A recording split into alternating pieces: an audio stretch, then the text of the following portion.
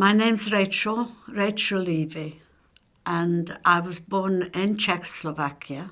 Well, it was a village, a very small village. It was in a valley, but surrounded by the Carpathian Mountains. We were all Jewish people in the village, about 100 families, all working people, farmers, mill owners. Everything you needed was in the village. We lived in a house, we were 5 children, and comfortable. My grandparents lived in the same village, 2 aunts as well, and families. Everybody knew everybody. Within the house, one of the rooms was a little shop, like a corner shop, which my mother managed, as well as her 5 children. She managed the shop. My father was studious. We were very orthodox, and he was studying most of his life. He was studying. We were a happy family. There was no problems. We had our own produce in the gardens as well. My mother raised chickens, we had cows to milk. So we were well supplied, with dairy foods as well as other produce. I don't remember a difficult time as a normal family. Information came by word of mouth. We didn't have a radio, we didn't have newspapers. And it was travellers that would tell us the news.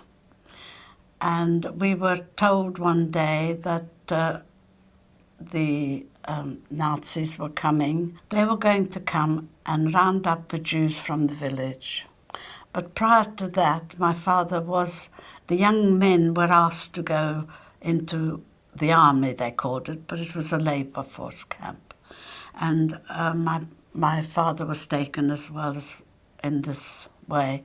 He was taken away, and we never heard from him again.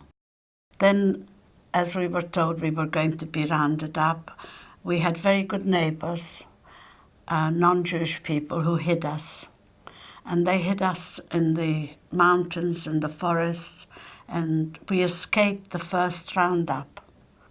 We lived like that till 44, the spring of 44. And then we heard again that they were going to round us up. They're coming to take all the Jews out of the village.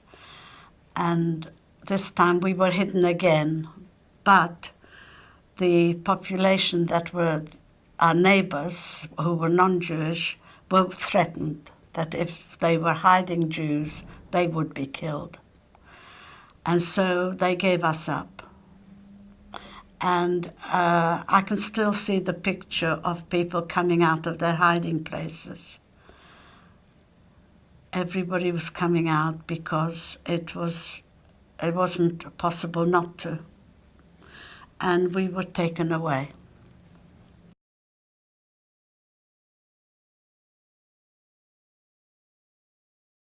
We were told we were going to go by train to somewhere. Perhaps the adults knew where we were going, but as children we didn't know. I don't even remember how long the journey was, but it seemed endless. We arrived in somewhere which we were told was called Auschwitz. And lined up were the Gestapo. They separated the young and the old and the babies, the children that were too young, to left and right.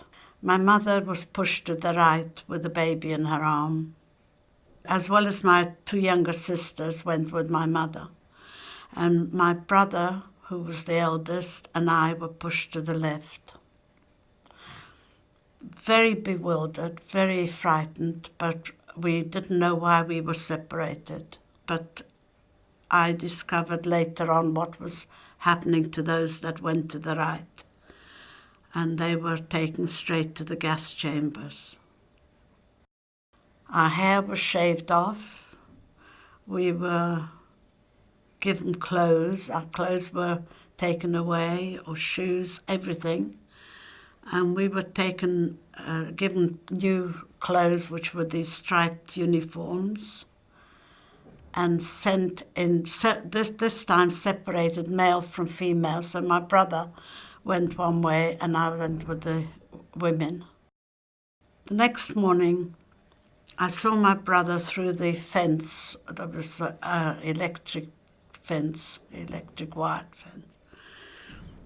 And that was the last time I saw him then.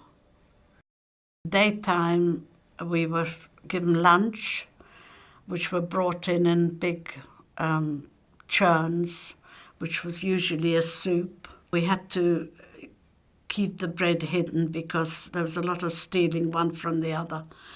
Hunger got the better of the human beings, I'm afraid.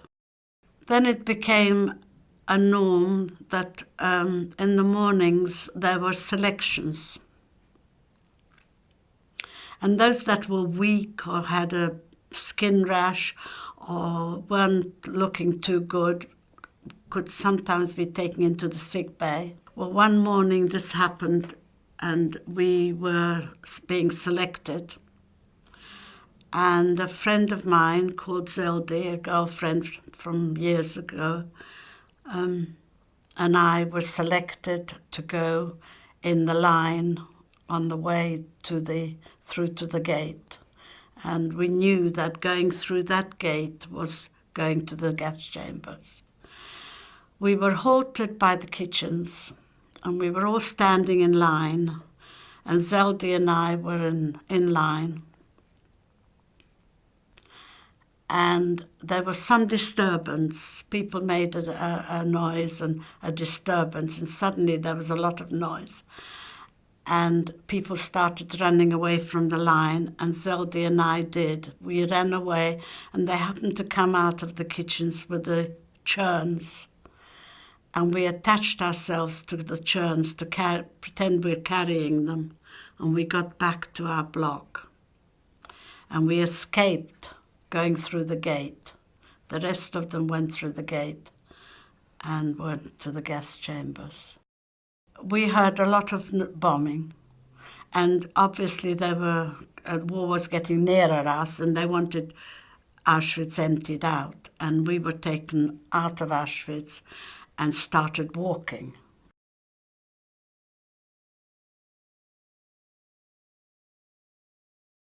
We had no idea where to. And we walked, and I believe it was a long time. It was about 21 days and nights. We would rest sometimes, but it was freezing cold. We had no food. The guards had no food. They were as neglected, I suppose, as we were, although they were still in charge. And we used to run out of the line sometimes if we came to fields where we could see root vegetables left behind.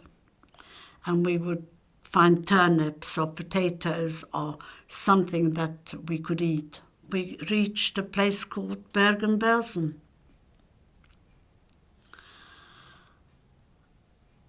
Again, we knew nothing about Bergen-Belsen, but we found out soon enough how bad it was.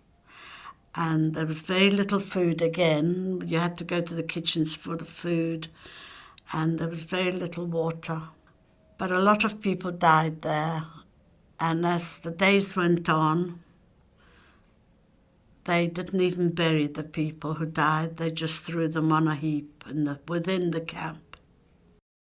I found my mother's sister, my auntie, and she was in this sort of hut, and I went to stay there with her.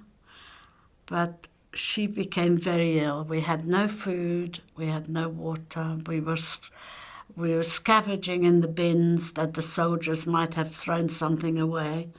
By this time we'd grown some hair, and we were full of lice, and in a bad, bad way. Aunt had two friends there, two sisters, and she obviously knew she was dying. And she said to these two sisters, "This is my niece," and gave them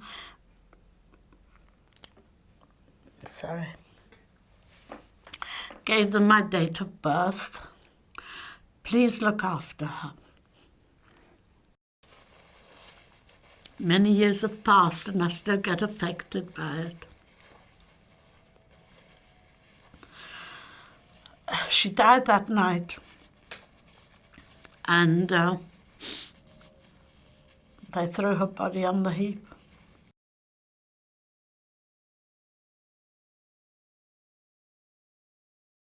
When we heard that we were going to be liberated, it was the British marched in.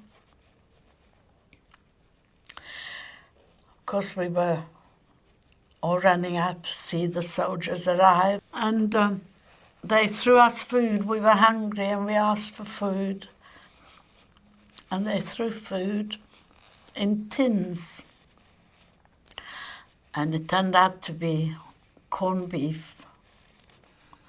But we ate whatever it was, we ate, which didn't help us because we couldn't stomach it, and we got very ill. They provided clean water, and we were able to drink water, and then they started emptying out the camp and put us into the town of Bergen-Belsen. There was a town.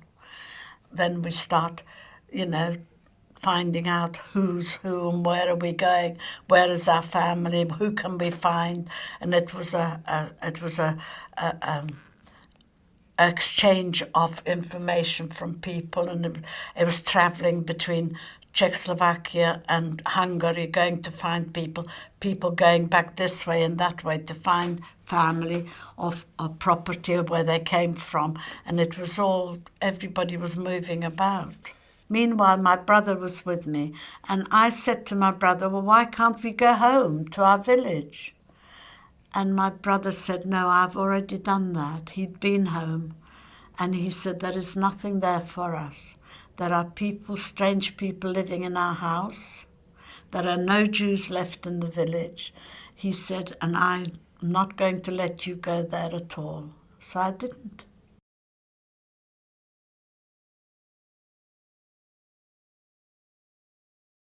The person you're working with has got an envelope for you. Within the envelope, you will find a set of instructions. And it is up to you how you recreate this, my story, and make it interesting. And good luck to you, and pass it on to your school, to the assembly, or whatever you like, to show what can happen and should never happen again.